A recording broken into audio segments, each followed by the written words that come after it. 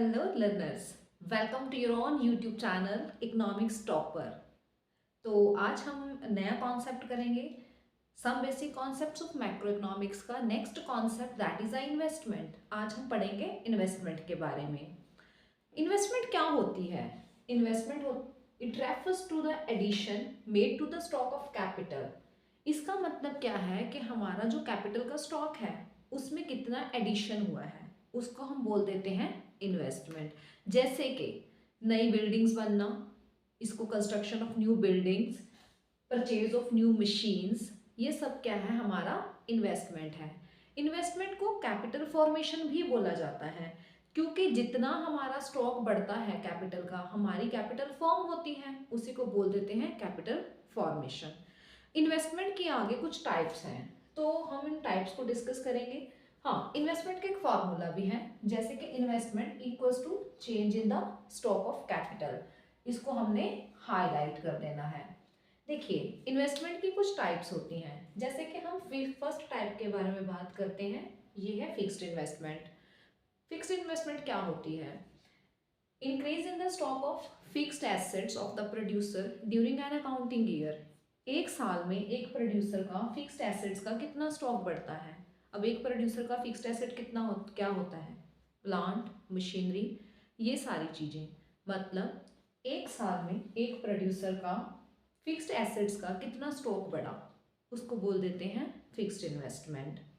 Next आ जाती है हमारे पास इन्वेंट्री इन्वेस्टमेंट। अब इन्वेंट्री इन्वेस्टमेंट का मतलब होता है कि एक पॉइंट ऑफ टाइम में एक प्रोड्यूसर के पास फिनिश्ड गुड्स का स्टॉक कितना है, सेमी फिनिश्ड गुड्स का कितना है, और रॉ मटेरियल का स्टॉक कितना है। इन तीन चीज़ों का जो स्टॉक होता है एक प्रोड्यूसर के पास, यही तीन चीज़ों का स्टॉक एक प्रोड्यूसर की इन्वेंट्री इन्वेस्टमेंट होती है। इस इन्वेंट्री इन्वेस्टमेंट को इन्वेंट्री स्टॉक भी बोल देते हैं। थर्ड टाइप है हमारी इन्वेस्टमेंट की, that is a gross investment. Gross investment means total addition. I am talking about total addition made to the capital stock of the economy in a given period of time। एक दिए हुए time period में एक producer का total capital का stock कितना है, कितना कैपिटल का स्टॉक चेंज हुआ है, उसको बोल देते हैं ग्रोस इन्वेस्टमेंट। तो हाँ, एग्जाम में बहुत बार फॉर्मूला पूछ लिया जाता है कि ग्रॉस इन्वेस्टमेंट का क्या फॉर्मूला है। ग्रोस इन्वेस्टमेंट होती है नेट इन्वेस्टमेंट प्लस डेप, मतलब के डेप्रिसिएशन। नेक्स्ट है हमारा नेट इन्वेस्टमेंट। असल में इन्वेस्टमेंट यही होती है, net investment, the actual addition made to the stock of capital. हमारे कैपिटल के स्टॉक में, या मैं कहूँ एक प्रोड्यूसर के कैपिटल के स्टॉक में टोटल कितना एडिशन हुआ है। अब अगर इसको भी कैलकुलेट करना हो तो हम एक फॉर्मूला देखते हैं, net investment equals to gross investment minus depreciation. तो ये तो होता है हमारा इन्वेस्टमेंट का कॉन्सेप्ट कि इन्वेस्टमेंट क्या है, इसके डिफरेंट डिफरेंट टाइप्स क्या हैं। आपको समझ आया होगा, उम्मीद है मुझे कि आपको समझ आया होगा। इन्वेस्टमेंट के बाद हम नेक्स्ट टॉपिक, हमारा एक छोटा सा टॉपिक है, दैट इज अ डेप्रिसिएशन। अब हम वो करेंगे डेप्रिसिएशन।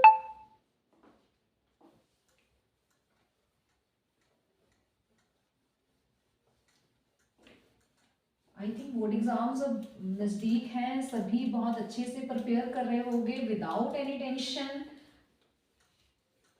सभी कॉन्सेप्ट्स को ध्यान से पढ़ना है आपने। चलो नेक्स्ट हम करते हैं हमारा concept, that is a depreciation. क्या होती है ये डेप्रिसिएशन? मीन्स रेफर्स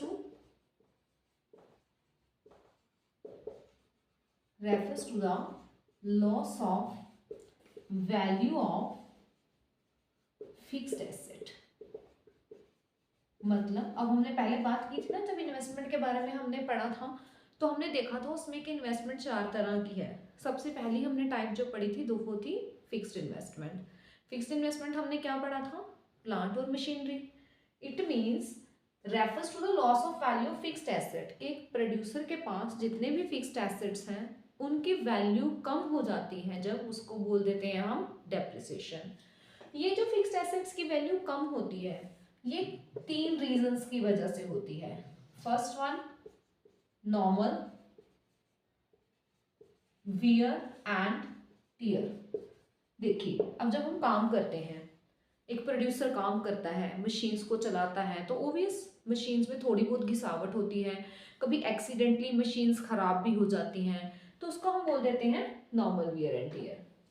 सेकेंड है हमारे पास एक्सीडेंटल डैमेज।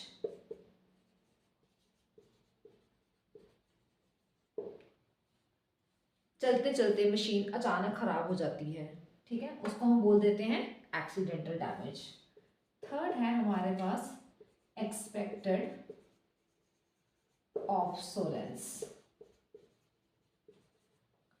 अब ये एक्सपेक्टेड ऑब्सोलेंसेस का मतलब क्या होता है कि देखिए हम कोई भी चीज़ लेते हैं, हमें कहीं ना कहीं पता होता है कि कुछ टाइम के बाद ये जो टेक्निक है, ये हमारी मशीन है, ये आउटडेट हो जाएगी, मतलब इसकी जगह पे कोई नई चीज़ फैशन में आ जाएगी और ये चीज़ पुरानी हो जाएगी। उसको हम बोल देते हैं एक्सपेक्टेड ऑब्सोलेंस। तो ये 3 रीजंस की वजह से हमारी जो मशीन होती है उसकी वैल्यू कम हो जाती है, और जब इनकी वैल्यू कम होती है उसी को बोल देते हैं डेप्रिसिएशन। अच्छा, हमने जो फर्स्ट कॉन्सेप्ट पढ़ा था इन्वेस्टमेंट की टाइप्स का, फिक्स्ड इन्वेस्टमेंट, हमने बोला था कि एक प्रोड्यूसर के पास एक अकाउंटिंग ईयर में कैपिटल का, फिक्स्ड एसेट्स का कितना स्टॉक चेंज होता है, ठीक है। अब अगर मैं आपको इस छोटी सी एग्जांपल के साथ समझाऊं इसको, जैसे देखिए अब ईयर कौन सा चल रहा है, 2022, ठीक है। 10 जनवरी 2022 एक प्रोड्यूसर के पास 10 मशीन्स का स्टॉक था। अभी साल खत्म होने वाला है, मान लीजिए जैसे आज 12 दिसंबर 2022, आज प्रोड्यूसर के पास हैं 12 मशीन्स, तो इट मीन्स उसके फिक्स्ड एसेट में कितना इंक्रीज हुआ है एक साल में, 2 मशीन्स का। ये जो 2 मशीन्स हैं असल में यही एक प्रोड्यूसर का फिक्स्ड एसेट है जो उसके पास एक अकाउंटिंग ईयर में इंक्रीज हुआ है। होप आपको वीडियो समझ आई होगी, पूरा कंटेंट अच्छे से समझ आया होगा, आप हमारे साथ अच्छे से तैयारी कर रहे होंगे अपने सिलेबस की। अगर आपको वीडियो अच्छी लगी हो तो please do like, share and subscribe our channel. मिलते हैं अपनी नेक्स्ट वीडियो में नए कंटेंट के साथ, एक नए जोश के साथ। Till then bye bye, take care.